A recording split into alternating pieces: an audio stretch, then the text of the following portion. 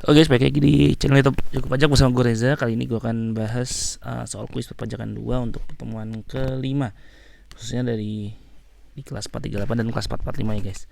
Oke, tapi yang kalau mau dari kelas lain mau baca, uh, mau nonton juga boleh. Ya, kenapa? Karena memang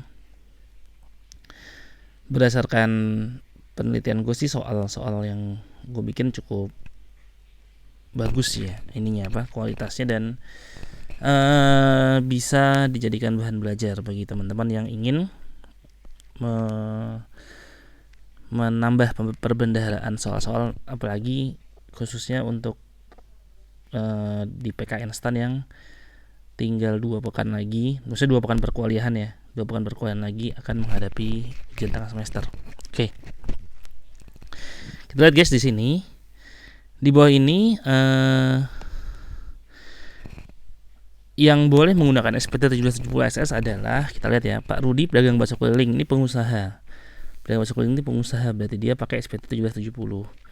Pak Anton pensiunan PNS memiliki penghasilan bruto 55 juta per tahun. Nah, ini bisa guys, dia pakai 1770 SS. Ya, karena pensiunan itu dianggap sama dengan pegawai, ya sama dengan karyawan. Kemudian penghasilan neto 59,5 juta per tahun. Nah, yang dilihat bukan penghasilan neto, kita kan nggak tahu penghasilan brutonya berapa, ini nggak tahu, nggak jelas. D. Pak Syuaib akuntan publik memiliki penghasilan bruto. Akuntan publik itu pekerjaan bebas, berarti pakai 1770. Berarti jawabannya adalah B. Pak Budi dosen tetap pakai STAN. Dosen tetap itu berarti pegawai tetap ya, pegawai tetap. Memiliki usaha catering di rumahnya yang dijalankan oleh istrinya. Pak Budi memiliki penghasilan bruto dari PKN STAN sebesar 165 juta. Dan penghasilan bruto usaha catering adalah 100 juta. Yang catering kan istrinya ya, Pak Budi hanya jadi dosen di STAN. Istri Pak Budi memutuskan untuk menjalankan kewajiban perpajakan sendiri-sendiri dengan memiliki NPWP yang berbeda dengan suami. Maka yang paling tepat bagi Pak Budi menggunakan form SPT. Nah, ini kan 165 ya guys. Berarti dia pakai 1770 S. Gitu ya, karena dia pegawai. Sedangkan si istrinya dia harus pakai 1770 guys. Kenapa? Karena dia adalah pengusaha. Seperti itu. Jadi bisa ya, beda antara suami dan istri ya, apalagi kalau misalnya statusnya PH atau MT seperti itu. 3. Di bawah ini contoh penghasilan tidak teratur yang digunakan untuk menyesuaikan perhitungan PH pasal 25. Penghasilan tidak teratur. Oke, kita lihat ya. Laba penjualan mobil. Nah, ini tidak teratur guys. Kenapa? Karena ketika mobil dijual, ya ini asumsinya dia bukan jual beli mobil ya. Mobil dijual, berarti tahun depan kan dia udah nggak punya mobil lagi kan. Nah, ketika dia udah nggak punya mobil lagi, maka ini harus disesuaikan dari perhitungan PPh pasal 25 gitu. Ya, jadi jawabannya A. Laba penjualan rumah enggak. Kenapa? Karena rumah final guys. Ya, penghasilan dosen tidak tetap. Dosen tidak tetap aja dia masuk karena dia ada kemungkinan tahun depan itu masih mendapatkan penghasilan dari dosen tidak tetap itu lagi. Ya, dan apalagi namanya dosen itu kan dia jamnya kan sama biasanya. Jadi misalnya tahun ini ngajar 32 kali, ya tahun depan ngajar 32 kali juga, seperti itu. Nah, maka dia masuknya penghasilan teratur meskipun dia dosen tetap. Jadi jawabannya adalah A. Di bawah ini kredit pajak yang dapat dikreditkan oleh wajib pajak orang pribadi kecuali PPh pasal 21 dari pemberi kerja, benar. PPh pasal 22 penjualan barang ke bendara pemerintah, benar juga ya, bisa ya jual ke bendara pemerintah, pasal 22 bisa dikreditkan. Pasal 22 untuk pembelian barang yang sangat mewah bisa juga ya. Jadi jawabannya adalah C, pasal 23 atas jasa. Kenapa? Karena jasa itu dikenakan PPh pasal 21 guys, bukan PPh pasal 23. Ya, untuk orang pribadi ya, untuk orang pribadi. Kalau untuk badan dia emang kena pasal 23, tapi untuk orang pribadi dia dikenakan PPh pasal 21. Di bawah ini yang termasuk WPOP yang tidak menjalankan usaha atau pekerjaan bebas, sering disebut WPOP karyawan, adalah yang termasuk ya, akuntan publik enggak, konsultan pajak enggak, pensiunan BUMN masuk ya. Jadi ini jawabannya A, pensiunan BUMN. Karena pensiunan dianggap sebagai pegawai. Pak Tony memiliki pekerjaan sebagai satpam di PT Eropa Continental dan PT Anglo-Saxon. Penghasilan bruto dari Eropa Continental adalah 25 juta per tahun. Dan penghasilan bruto dari PT Anglo-Saxon adalah 30 juta per tahun. Apakah Pak Tony dapat menggunakan SPT 1770 SS? Jawabannya adalah, kita lihat di sini, A, tidak, karena ia memiliki 2 jenis penghasilan dan ia seharusnya menggunakan SPT 1770 S. Nggak ada peraturan seperti itu ya guys. Jadi ketika dia kurang dari 60 juta ya, dan dia hanya sebagai pegawai tetap ya, kecuali ya kalau dia sebagai pegawai tetap dan dia kurang dari 60 juta ya, dia sebagai pegawai, sebagai pegawai bukan sebagai pengusaha atau bukan pekerja bebas, maka selagi kurang dari 60 juta dia bisa pakai 1770S. Jawabannya adalah B, guys. Ya. Dan satpam itu adalah pegawai ya, bukan pekerja bebas.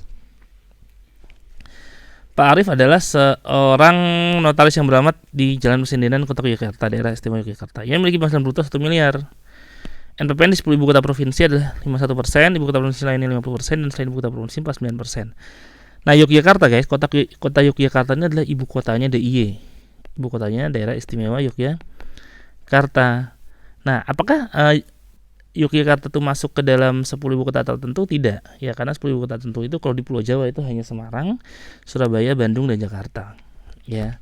Yang lainnya adalah Medan, kemudian Palembang, kemudian Denpasar, Pontianak, kemudian Manado, dan Makassar gitu ya. Jadi jawabannya adalah 50% dikali dengan 1 miliar, berarti 500 juta. B. Kemudian 8. Pak Hasan, akuntan publik, tinggal bersama istrinya, ibu rumah tangga. Selain itu ia juga memiliki 2 orang anak, Budi dan Dani. Selain itu di rumahnya juga tinggal mertua Hasan. Ini istrinya ibu rumah tangga ya, berarti dia nggak mungkin KI, guys. Nggak mungkin KI, ini nggak mungkin, karena ibu rumah tangga. Selain itu di rumahnya ia juga tinggal mertua Hasan yang merupakan pensiunan PT Telkom Indonesia. Nomor PTKP yang digunakan Pak Hasan dalam pengisian. Jadi ini sebenarnya di tahun ini bisa K3, guys. Enggak, bukan K3, Deng. Ini pensiunan ya. Pensiun ini nggak bisa masuk, guys, pensiunan. Kenapa pensiunan itu nggak bisa masuk? Karena pensiunan itu dia masih dapat uang pensiun. Nah, syarat untuk mendapatkan PTKP itu kan menjadi tanggungan sepenuhnya. Artinya dia memang si orang tua kalau misalnya menjadi tanggungan itu sudah tidak menerima penghasilan lagi selain dari tidak menerima penghasilan lagi ya, selain maksudnya kalau kita kasih duit ke mertua tersebut ya, dan dia harus tinggal sama kita juga. Nah, jadi kalau misalnya dia pensiunan, dia tidak bisa menjadi dimasukkan sebagai komponen dari PTKP, guys ya. Sehingga jawabannya apa? Jawabannya berarti ini SPT tahunan PPHOP 2019 ya. Nah, ini angsuran PPh 25. Nah, kalau angsuran PPh 25 berarti yang dihitung adalah 2020 ya, penghasilan di 2020. Artinya bagaimana kondisi PTKP dia di tahun 2020, karena ini kan lagi ngitung angsuran PPh pasal 25-nya. Berarti jawabannya apa? Kalau di 2019 dia masih K1.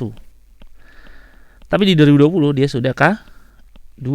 Nah, karena ini kita ngitung pasal 25-nya, berarti dia pakai K2. Jelas ya? Oke, kemudian nomor 9, Pak Joni TK0 memiliki penghasilan kena pajak senilai 394 juta, maka PPh terutang adalah 354 juta ya, berarti 2. Ini kan penghasilan kena pajak ya, langsung aja 5% dikali 50 juta, 2.500.000. 15% dikali 200 juta, 30 juta. 25% dikali 154 juta gitu ya. 104 juta. Ya. 250 tambah 104. Oke, 354 ya.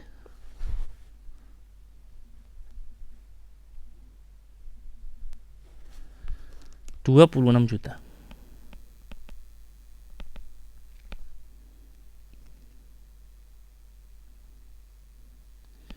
Jadi jawabannya adalah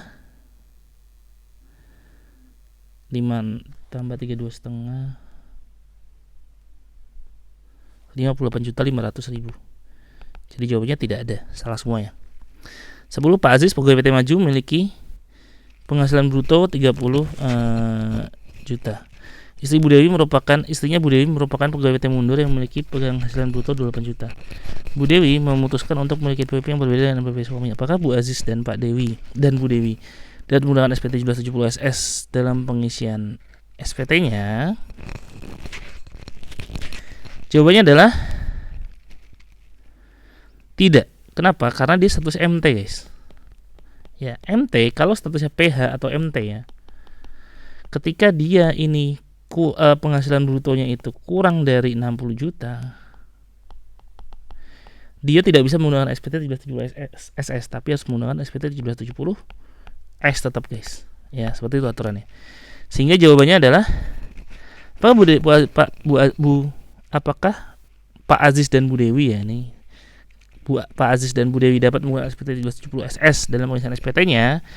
Jawabannya adalah tidak, karena suami istri memiliki status MT. Jawabnya C.